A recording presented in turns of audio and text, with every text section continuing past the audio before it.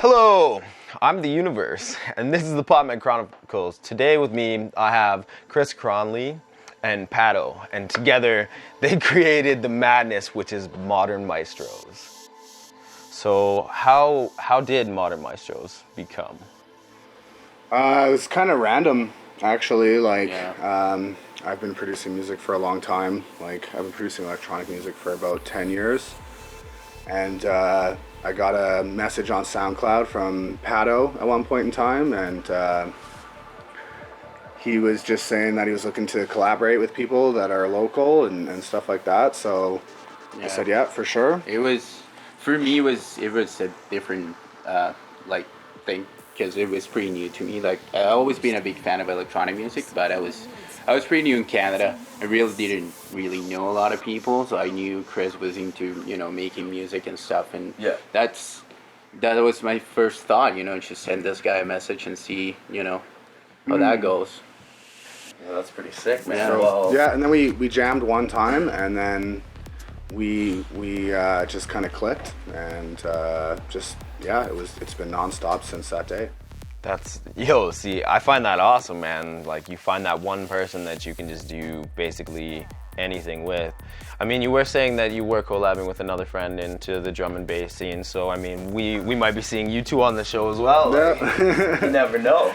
Yeah, well, that's brand new. We've been doing Modern Maestros now for like 3 years. 3 years, about 3 years, yeah. And we've kind of bounced around to different genres of music, and kind of just started kind of falling in love with this new genre of music, and still doing it our own way. We still learn from each other, right? We both come from like different backgrounds, right? Like, I was spinning Latin music before, like when I just moved to Calgary, right? I was a DJ back home, so when I moved to Canada, I was like, man, I gotta, keep doing what I love to do.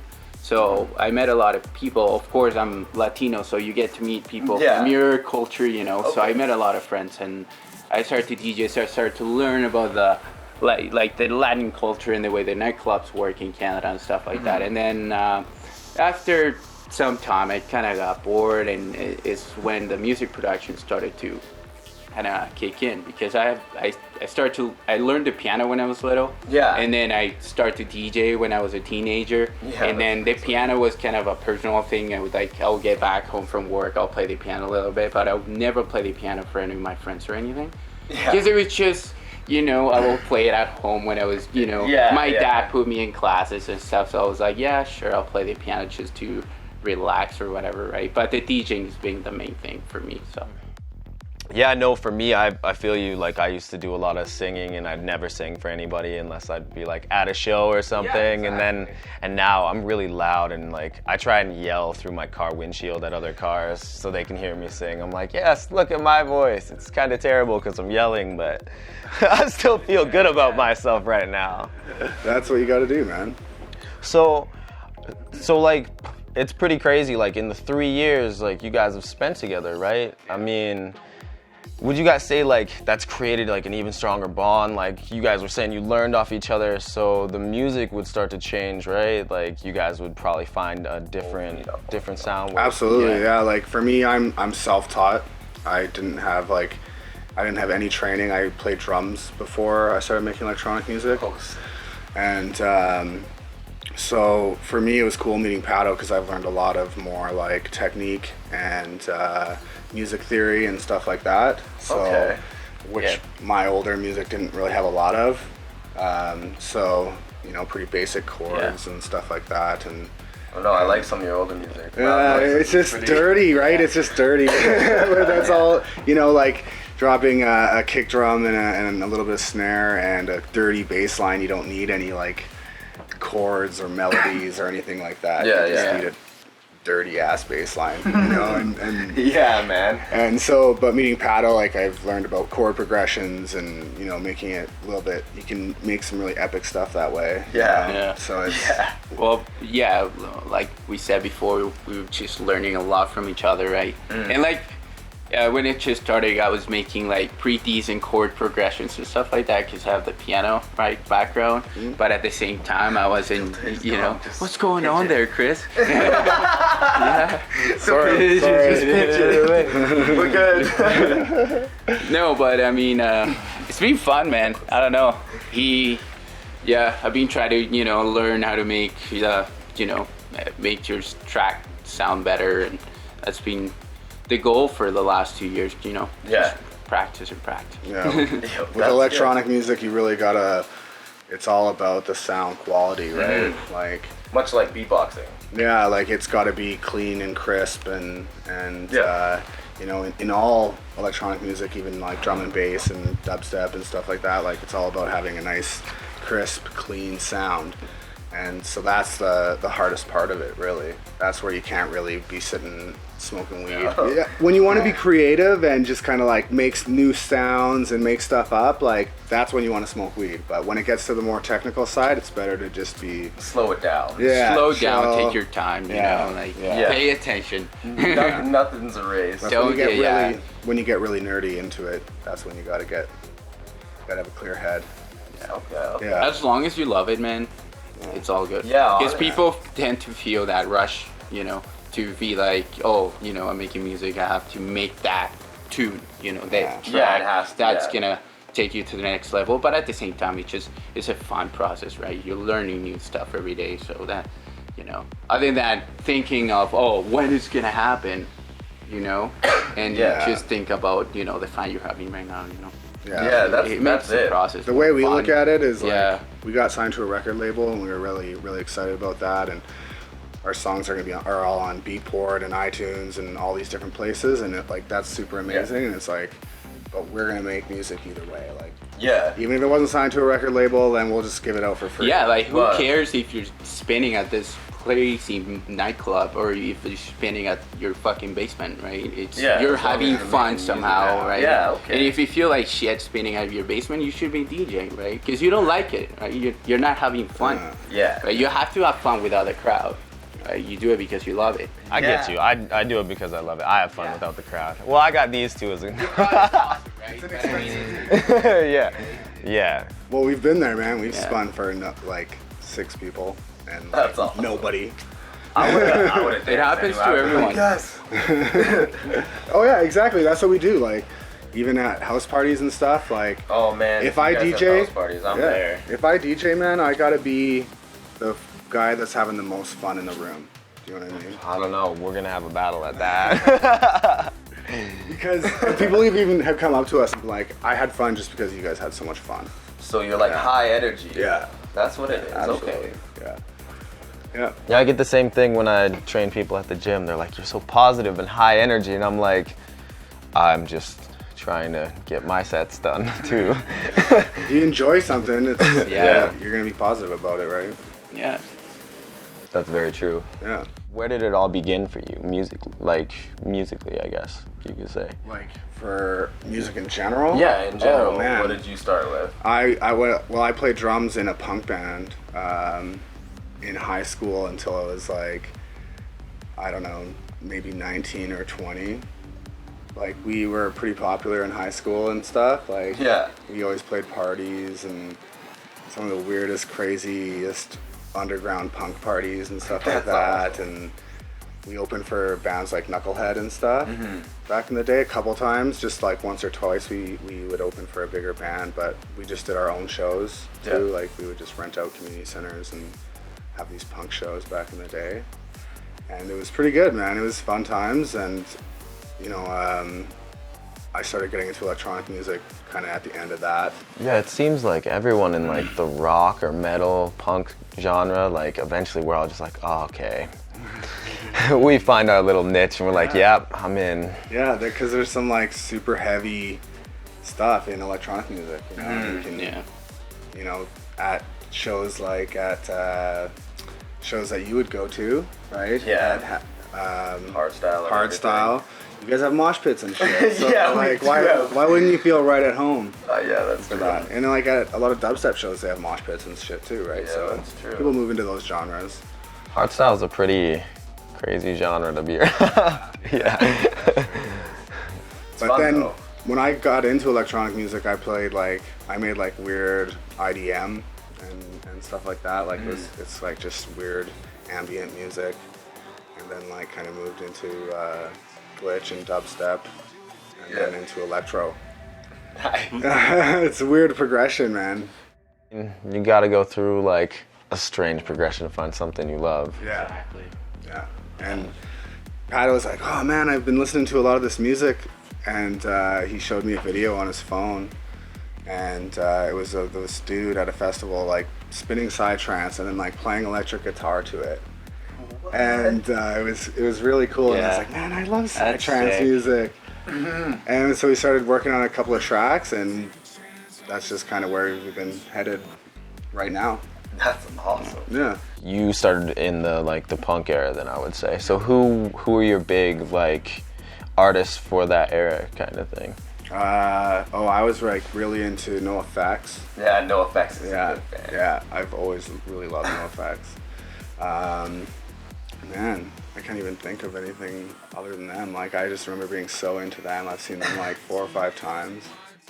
And then how about you? What would you say I guess it'd be like Latin music? Or? Yeah, well, when I started taking piano classes, my teacher, he was like he was in his 30s, so he was listening to a lot of like classic rock kind of stuff. So I was 13, so I wasn't like into music and into it enough for me to say, hey, I want to play this track, teach me how to play it, right? So I will play whatever he would think it was the right thing for me to play, right? Yeah. So I will just play all this cheesy fucking 80s melodies, and it was so cool because it was a good learning process. So I will get back home from this music classes, and my dad used to be like, oh yeah, I remember that tune, right? Blah blah blah blah. And then but on the side I was listening to electronic music, but kind of a Ibiza kind of style, so a lot of techno, right? So I was listening to a lot of Roger Sanchez, like Richie Houghton, a lot of that techno, and I was really into that style until I moved to Canada, and I realized that they were listening to a lot of like electro and heavy stuff like you have no idea. Like that blew my mind, man.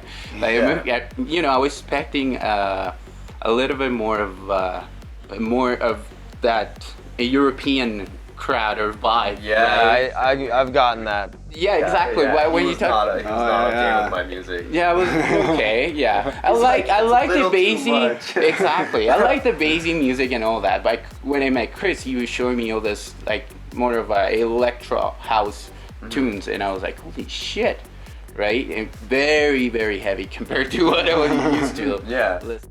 I mean, have you ever heard Aquagen? Have you ever heard of Aquagen? If you, I think so. They're an interesting group, but if you ever get the chance, you should definitely check out Aquagen. I believe it's Why Are You So Quiet? It's like old house, old. Oh yeah. Old house. Which is what's getting popular right now. Like, everyone likes deep house and future house. Well, actually, it Just says that they're all at some point different, some way. It's right. That's I don't true. know. When we talked on Facebook, you told me that you wanted to do what James Bayless did, but for psytrance. Is like correct? Yeah.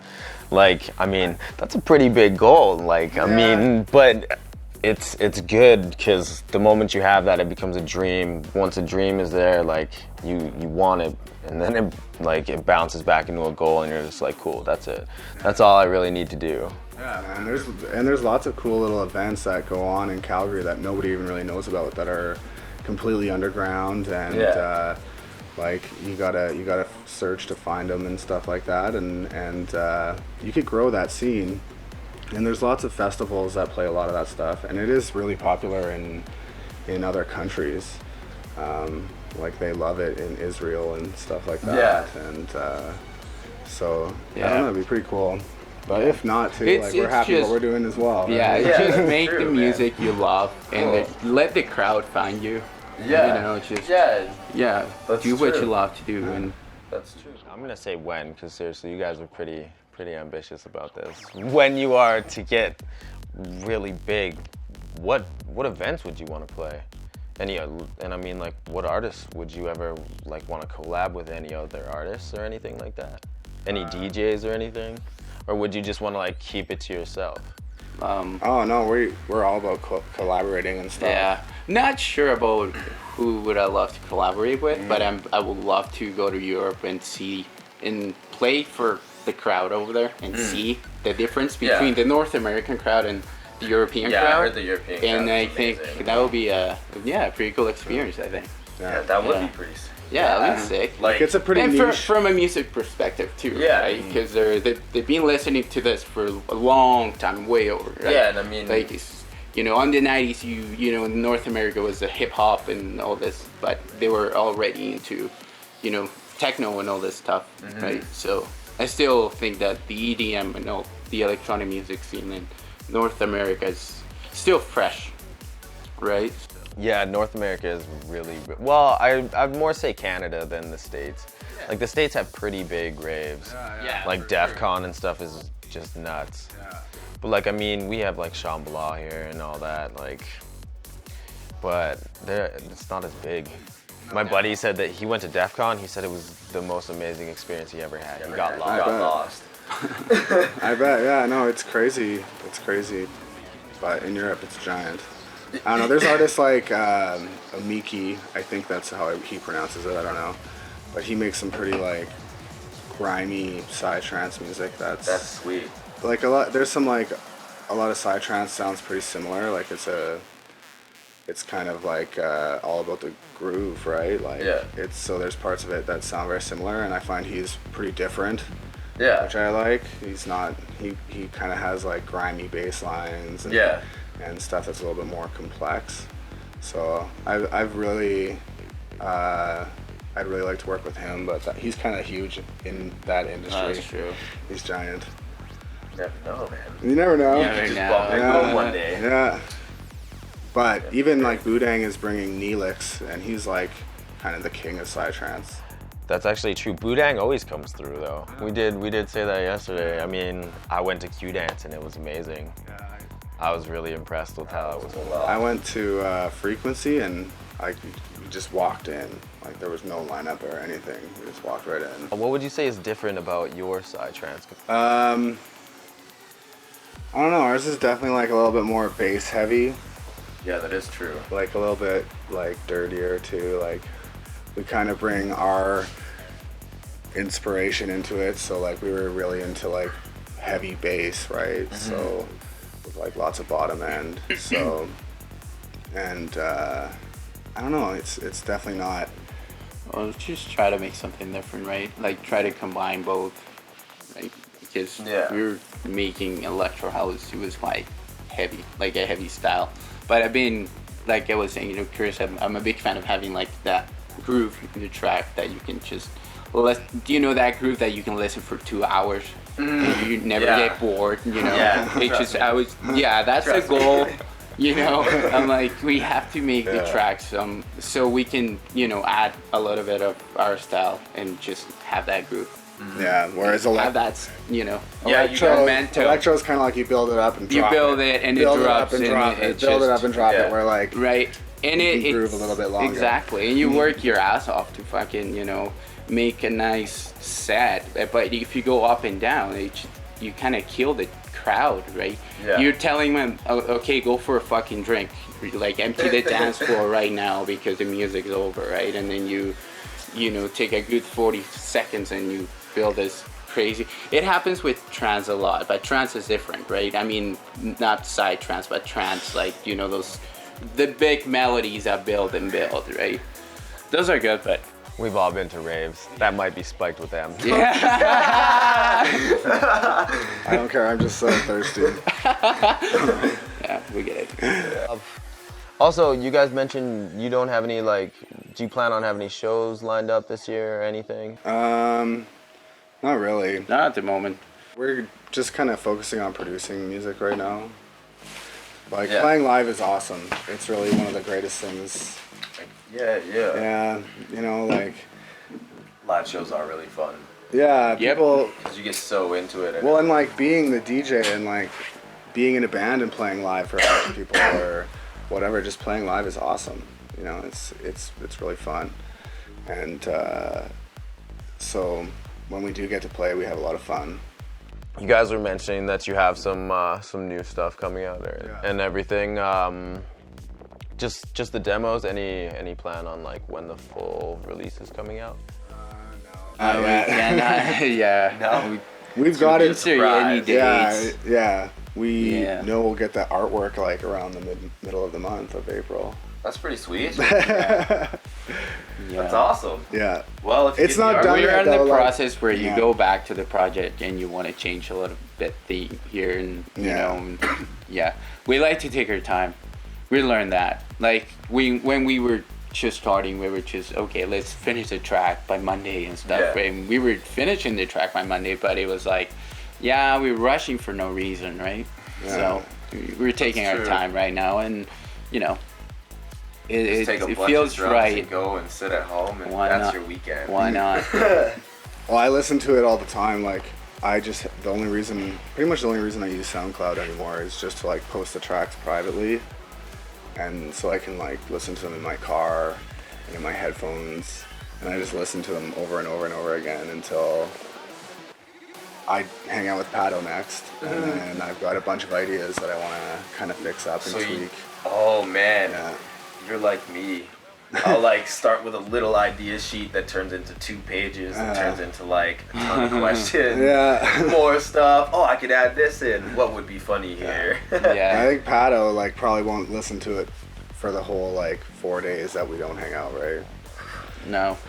No. I Comes get- back and it's like, I agree with you. Yeah. No, but then he's always got wicked ideas. Yeah. It's like he just sits there. Well, and I guess stews. he- I think when you listen to something over and over and over, It repeats it itself. to me it's a loop and it gets boring, right? And then you're like, okay, but so So you and fresh you start end up your changing vibe. the whole idea. Yeah. So I want to keep the idea we already have, and might as well just do the changes when It's a good. you know I listen when I'm in front of the monitor and I'm able to do changes. It's a good Right. balance, though. Right? It's exactly. Right. I know Chris he's like, okay, I want to bounce this track. I can listen to it in the car. Like, yeah, sure, right. But to me, I know I'm gonna listen to it so many times. I'm gonna be like, you know what, dude, let's fucking start a new project because I'm done. Like, it's just no. Well, I mean, it's good. Like, it's always good to go back with a fresh mind.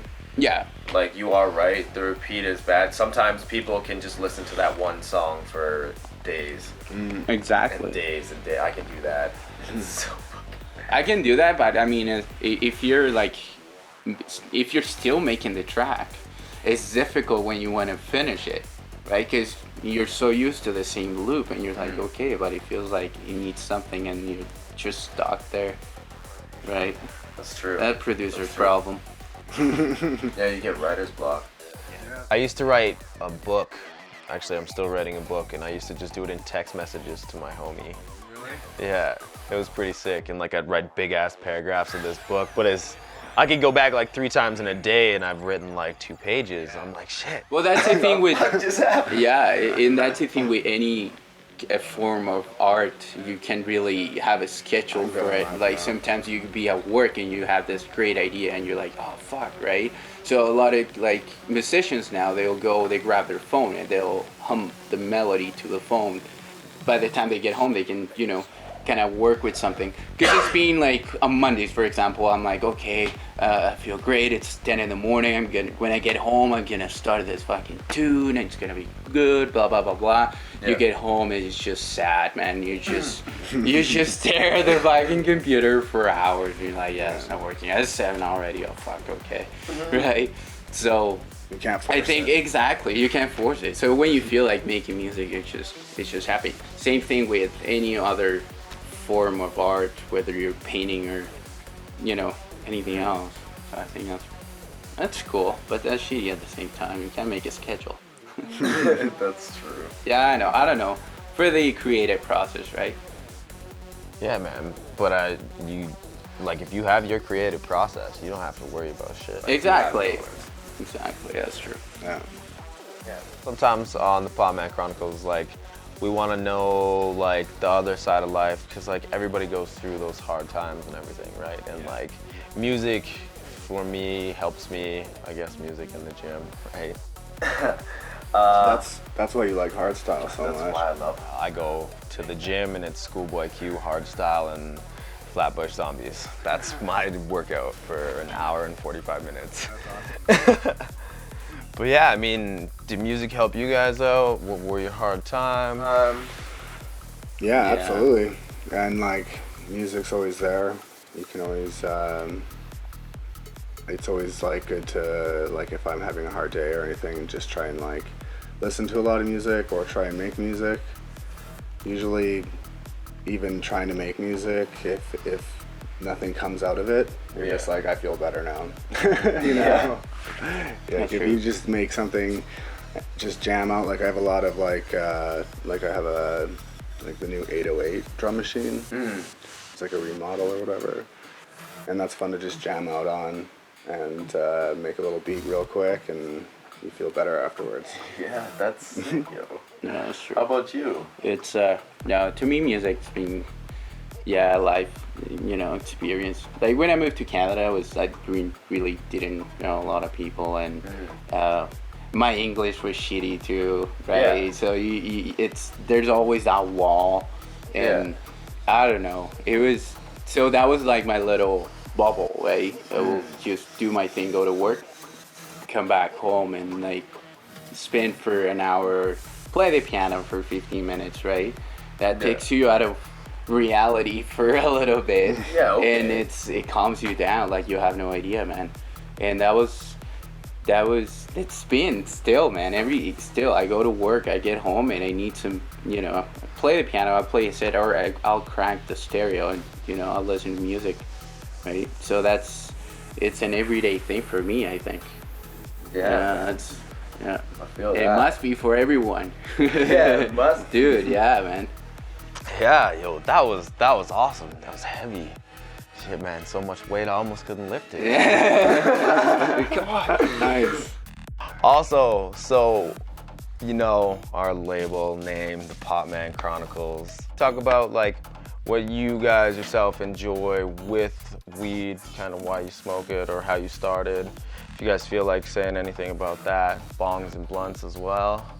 When was the first time you smoked weed? Oh fuck! I think I was like 18. I mean, I'm from Chile, and like back home, it's not the worst thing to do, but still like still fucking taboo, and it's what the neighbor's gonna say, and and probably I know like one of my aunties back home is gonna watch this video and is gonna be like, oh my god, right? But to me, it's all about what my family thinks Or about maybe it, they'll hear or you what guys my make that music. And they exactly, man. No, I think as long as you do good in life, you know what you like, you know what you do good at work. It doesn't matter what you do, right? I mean, you're doing good at life, and it works for me, right? And my parents, they know exactly what I do. The family that really matters, and that's all what I care about, right?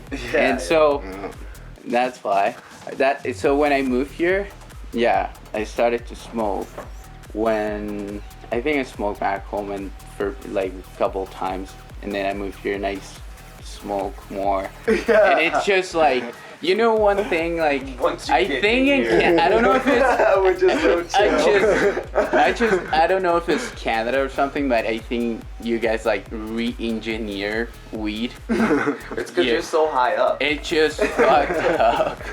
No, it's just crazy. Well, how high above sea level are we? We're like 2,000 miles above sea level, so we're pretty high above sea level. So smoking up here is a lot harder than when you're like down at sea level. So. Man, you saying that just made me feel more stoned. Yeah. That's true. That's why the people in BC, they're like, I smoke so much weed, and I'm like, me too. I may not be that high up, but I get there. Yeah. I don't know, I think it's the same for me. Like, I smoked weed a couple times when I was like 14, but I started smoking more weed when I was like 18. And I don't know. Yeah, I smoke weed every day, but I swear. not until after work. Yeah. And recently I've been kind of smoking less. Yeah, it like fluctuates. I've noticed that. It all depends on like if you get a sativa or an indica too. Like, I mean, how do you guys weigh in on sativas and indicas? I really don't know the difference very much, Really? to be honest, yeah. A sativa, basically, it's like an energy weed. Like you smoke it to get like that energy for daytime, so you can stay up all day and like work really hard. And then an indica is nighttime. That's kush and all that. So Asian green crack, which is this crossbreed right here of Afghan kush and Asian green. So you get baked, but you have energy. That's why we're not all like zombified right now. So yeah, what do you guys prefer? Like bongs, blunts, pipes, joints? I don't know, I have this like little bubbler, like this little glass bubbler. Oh, It's pretty sweet. that? No, it's a little bit bigger. Really? Yeah, well, like it's like this big, then it has Thing like this sucks. thing that comes out of here. And it's pretty good. Wow. Like this, you wait, basically hold it until this gets like milky, take reboot, and it's like, Yeah, hi. yeah. No, this one's pretty Usually that's chill. our hot box thing, because it doesn't ever go out. Yeah, for sure. And then I have like this, like, I don't know, it's not a Build-A-Bong, but it's like, I can't remember what it's called now. But you basically can like screw on all these different pieces. And so it's like interchangeable and shit. And like there's one that goes in the freezer and it has all What? these rocks. That's, oh, I And it's got got like rocks. an ice chamber.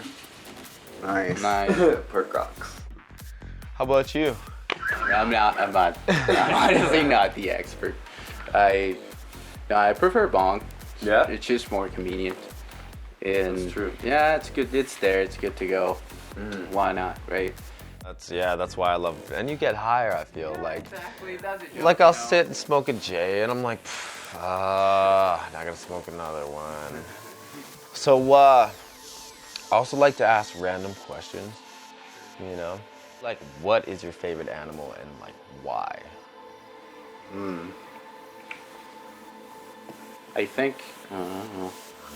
Yeah, I think it will be a dinosaur.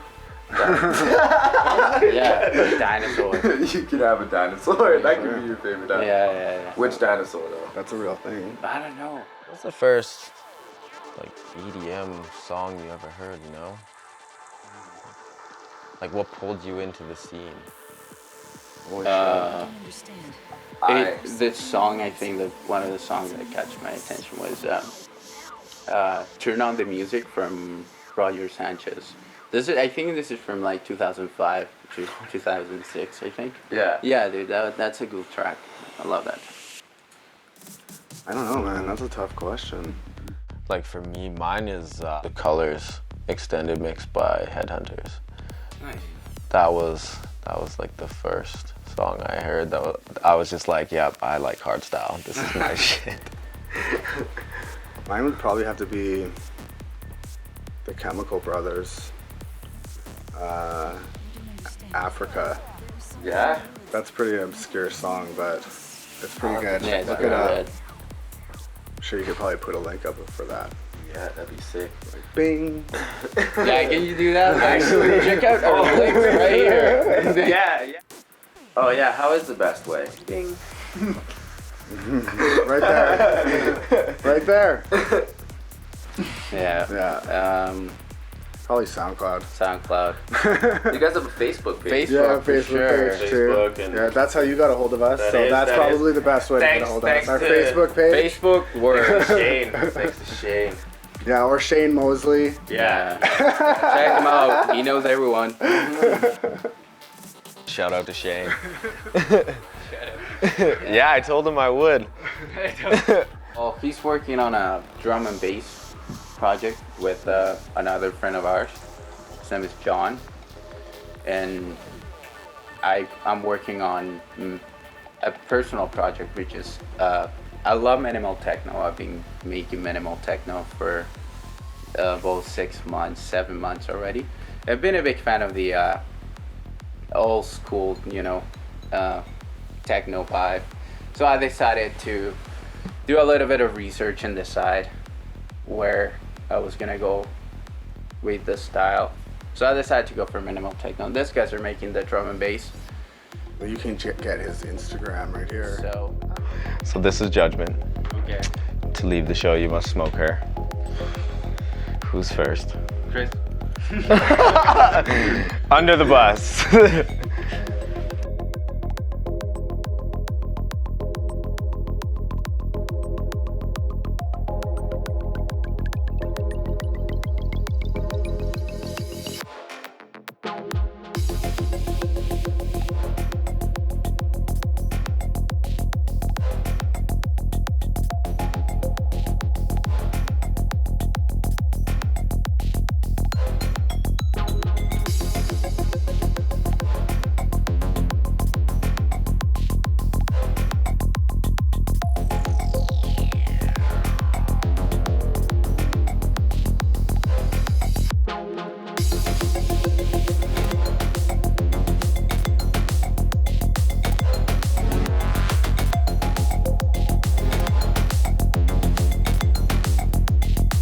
You guys have a great night, and remember, the King of Hearts is the only king that doesn't have a mustache.